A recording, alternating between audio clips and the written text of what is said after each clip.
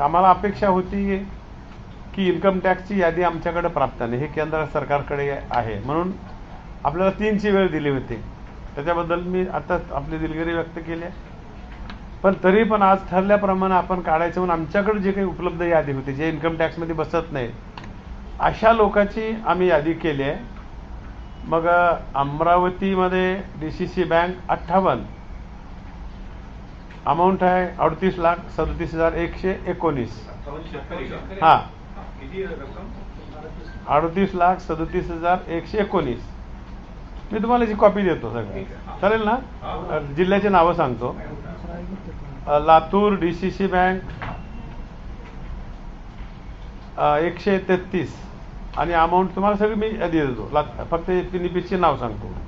Nagpur DCC bank 16, Pune DCC bank 85, Satara DCC bank 38 आणि Thane DCC bank 182.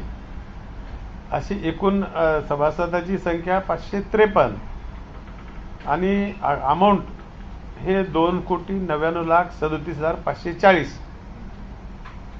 हे आता कन्फर्म झालेले आहेत. बाकीचं काम अपलोड हुलालेवरी टॅली याद्या ह्या व्हायला वेळ लागते. आता ते काम आमचं कंटिन्यू चालू आहे. आणि याच्यामध्ये मी विशेष करून मुख्यमंत्री देवेंद्र भाऊ फडणवीस आणि उपमुख्यमंत्री एकनाथजी शिंदेसाहेब आणि श्रीमती वहिनी साहेब आणि आमच्या खात्याचे प्रधान सचिव सन्माननीय दराडे साहेब, सहकार आयुक्त समर्पित भावनेनं हे काम केलेलं आहे आणि चांगल्या प्रकारचा या ठिकाणी न्याय देण्याचं काम केलेलं आहे. विशेष करून मी आणि शेतकऱ्याच्या वतीनं मुख्यमंत्री महोदय आणि प्रशासनाचा आभार मानतो की आपण याही परिस्थितीमध्ये आमच्या शेतकऱ्याला दिलासा दिलेला आहे. त्याबद्दल सरकारचेही आभार मानतो. आपणही पत्रकार मित्रांनी आम्हाला वेळोवेळी सहकार्य केलं आहे, मार्गदर्शन केलं आहे आणि बाकीचं काम आमचं सांगतील. ही आमची टेक्निकल मंडळी आहे. काही तुमचा संशय असेल तर विचारा, ते लोक आणि आम्ही दोघांनी सांगू तुम्हाला. सर, प्रामुख्याने 30 जून आधी तारीख दिली होती कर्जमाफीची. त्याच्यानंतर सभागृहात कृषी मंत्र्यांनी जाहीर केली की 5 जुलैला प्रत्यक्ष खात्यात पैसे जमा होतील. हो, आज आले 22 तारीख. आता तुम्ही जाहीर केली फक्त 553 शेतकऱ्यांची यादी आणि एकूण शेतकरी आहेत 553 आणि एकूण शेतकरी आहेत जवळपास 56 लाख. तर किती वेळ म्हणजे प्रत्यक्ष शेतकऱ्यांना कधी पैसे मिळणार एवढे? फार काही वेळ लागणार. तर काम चालू आहे, अपलोड हुलाले त्या. आमच्याकडून अडचण नव्हे. इन्कम टॅक्सची यादी आमच्याकडे प्राप्त झाली नसल्यामुळं 5 जुलैची तारीख कशी जाहीर केली होती? त्यावेळेस काम पूर्ण होईल वाटलं होतं. त्याच्यानंतर ही आकडेमध्ये वाढले आपले. या 50,000 ज्यांच्याऐवजी 2 लाख आपण केले. आपण हे सगळे यादी टॅली करायला सगळ्या गोष्टीला थोडासा वेळ लागला.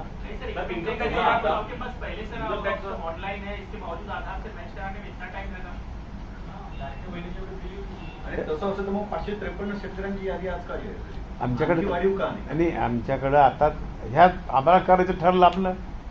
आपल्याकडं आज करायचं म्हणजे करायचं. मी सांगितलं होतं, काल सकाळी सांगितलं. मग आपल्याकडं ह्याच्यामध्ये चुका होणार नाहीत अशा प्रकारची यादी आमच्याकडे तयार होती. आम्ही तर पूर्णच करायचं ठरवलं होतं, पण आम्हाला तिकडून थोडासा उशीर झाला. दिल्लीच्या तिकडून जी आम्हाला माहिती मिळायला पाहिजे होती ती भेटली नाही. त्याच्या आणि आता कंटिन्यू चालू आहे. अधिक असं सांगू शकतो की उद्यापर्यंत पैकी होऊ शकतं. हे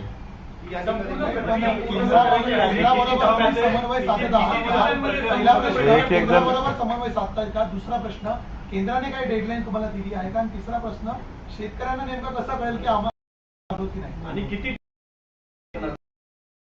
नाही, आता आकडेवारी तर डिक्लेअर केलेलेच आहे. दुसरा मुद्दा काय होता तुमचा? केंद्रासोबत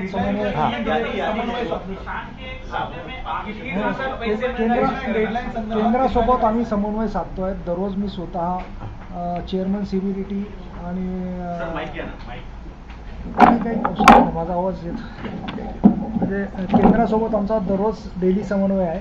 मी स्वतः chairman CBDT central board of direct taxes यांच्याशी स्वतः डायरेक्टली बोलतोय. त्याचबरोबर DG सिस्टीम्स यांच्यासोबत मी स्वतः आणि त्यांचं सगळ्यांचं सहकार्य आहे. आमचा MOU वगैरे सर्व झाला आहे आणि आम्ही आज डेटा पुश करायला सुरुवात केलेली आहे. आणि तो डेटा पुश करत असताना खूप मोठ्या प्रमाणावरती हा एवढा मोठा डेटा आहे आणि त्याच्या आपण 6 वर्षाचा इन्कम टॅक्स हा सर्व 56 लाख शेतकऱ्यांचा व्हेरीफाय करणार. गिगाबाईटमध्ये त्याचे परम्युटेशन कॉम्बिनेशन्स खूप आहेत. त्यामुळे त्याला किती वेळ लागेल त्यामुळे सांगता येत नाही.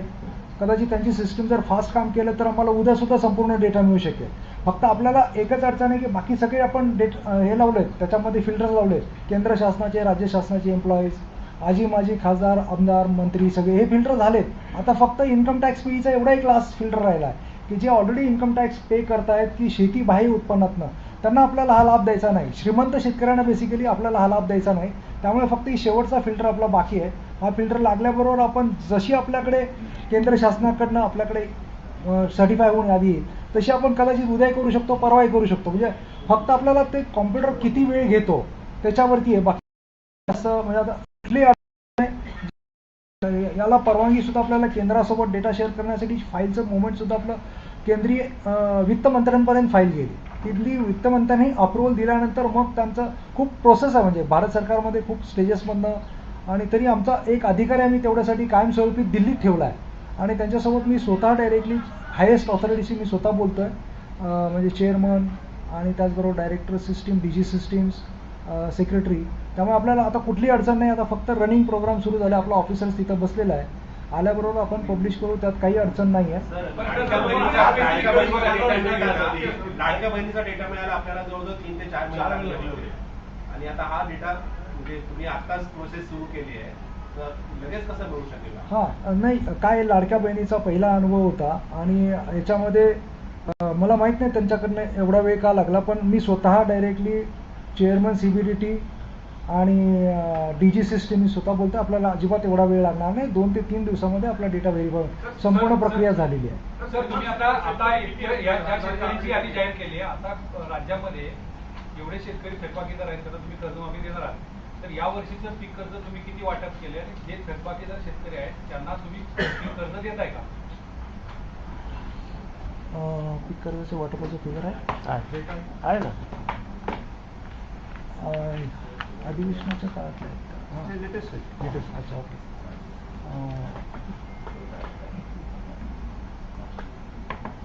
2026-27 साठी पोटेन्शियल लिंक प्लॅन जो आहे आपला, म्हणजे पीक कर्ज पुरवठ्याची आराखडा जो आपण बनवला होता तो जवळजवळ 95,000 कोटींचा आराखडा बनवलेला आहे. त्यामध्ये राज्यस्तरीय बँकर समितीमार्फत 26-27 साठी संकलित करण्यात आलेल्या जिल्हा आराखड्यानुसार राज्यातील पीक कर्ज वाटपाचा लक्ष्यांक 75,449 कोटी ठेवण्यात आलेला होता.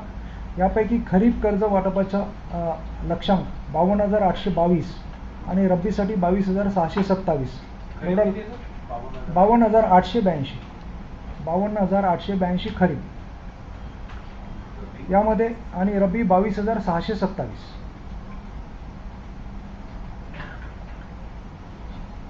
आणि 64 लाख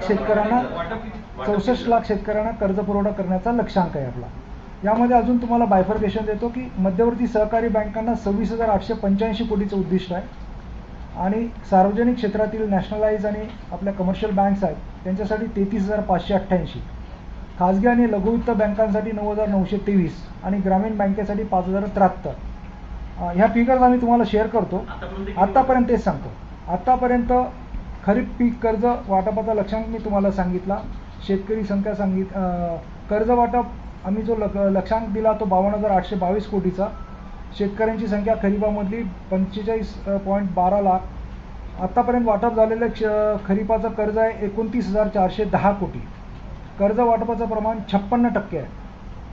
यामध्ये कर्जदार शेतकऱ्यांची संख्या लाखामध्ये 26.05 लाख आहे. 56% शेतकऱ्यांना आतापर्यंत कर्ज वाटप झालं आहे आणि सुदैवाने पाऊस आपला उशिरा झाला यावेळी, त्यामुळे खरीपाचा हंगाम थोडा उशिरा सुरू झाला. त्यामुळे आपलं हे कर्जमुक्ती झाल्यानंतर देखील शेतकरी खरीपासाठी कर्ज घेऊ शकते. थकबाकीदार शेतकरी आहेत की ज्यांची थकबाकी नाही असे शेतकरी आहेत? नाही, हे थकबाकीदार नसलेले शेतकरी आहेत. थकबाकीदार आता आपण नील केल्यानंतर त्यांना लगेच कर्ज मिळू शकेल. नाही, आता मी तुम्हाला आता सांगितलं अजून पाऊस उशीर झाल्यामुळे आपल्याला त्याचा यावर्षी तेवढा आपल्याकडनं उशीर झाला मान्य. आपल्याकडनं 1 महिनाभर साधारणपणे उशीर लेट झालेला आहे असं आपण स्वतः म्हणतोय, सरकार म्हणतोय. आणि आता पुन्हा लेट झाल्यावरती ही प्रक्रिया तुमची पूर्ण होतपर्यंत, शेतकऱ्यांच्या खात्यामध्ये पैसे जातपर्यंत आणि त्या नील होतपर्यंत त्यांनी कर्ज घ्यायचं कधी?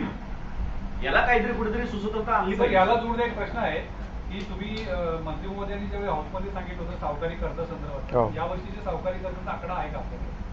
आहे या ना, वर्षी सावकारी हंगामामध्ये कर्जाचा सावकारी कर्जाचा तेव्हा या आकड्यामध्ये इथं उपलब्ध नाही. सावकारी कर्जाचा आकडा. आणि सर, त्याच्यामध्ये काय फारसा दरवर्षीच्या ज्या फिगर असतात त्याच फिगर्स आहेत. आपल्या सावकारांच्या संख्येमध्ये फारशी वाढ होत नाही, सावकारांच्या माध्यमातून दिलेल्या कर्जामध्येही फारशी वाढ होत नाही. शक्यतो सावकाराकडचं जे कर्ज असतं ना, बिगर शेतीसाठीच मॅक्झिमम प्रमाणामध्ये कर्ज, शेतीचा उल्लेखच व्यतिरिक्त नसते. हा नसते. शेतीचा उल्लेख नसतो. सर, बिगर सर, शेती- काय ते आकडे पण देतो तुम्हाला आमच्याकडे. सर, SLBC मध्ये ज्यावेळी प्रेझेंटेशन झालं त्यावेळी आपल्याकडे 2022 पासून ते 26 पर्यंत कर्जदारांमध्ये शेतकऱ्यांच्या पीक कर्जांमध्ये मोठ्या प्रमाणात घट झाली आहे, अशीच आकडेवारी आपल्या विभागाकडनं मग सादर झाली होती. तर हे नेमकं कारण कशाचं आहे? हे सावकारी कर्जाकडे वळले की आपण ज्यावेळी थकबाकीदार शेतकरी आहेत, मग आपण ते आपल्या बँका त्यांना नाकारत आहे. तरी बँकिंग सिस्टीम तुम्ही ज्यावेळी आता प्रबळ करायचं म्हणताय, तर हे कसे लोक येणार आहेत त्याच्यामध्ये?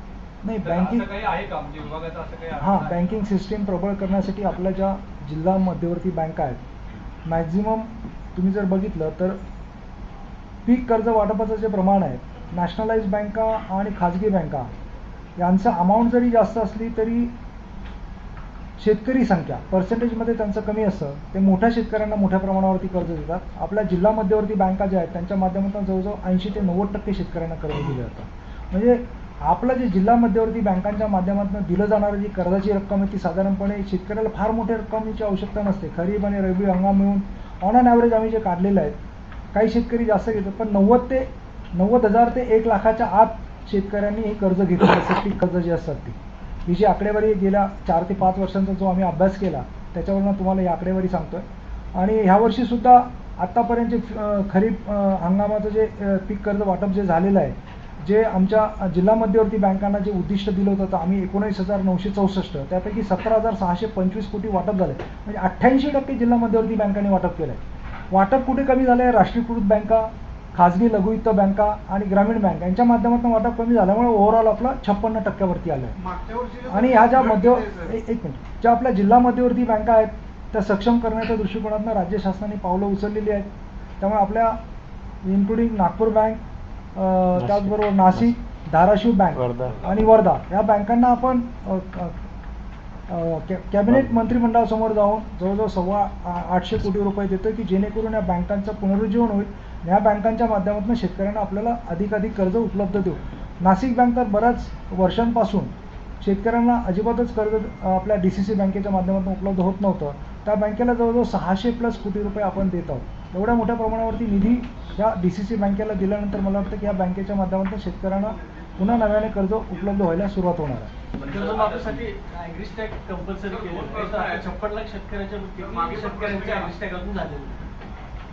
90%च्या वर शेतकऱ्यांचे ॲग्रिस्टॅग आहे. त्याची काय अडचण नाही. आणि नसेल तर आपण आपले सेवा केंद्र जवळजवळ 32,000 आपले सेवा केंद्र आहेत. तर 32,000 आपले सेवा केंद्र शनिवार रविवार सुद्धा उघडे आहेत.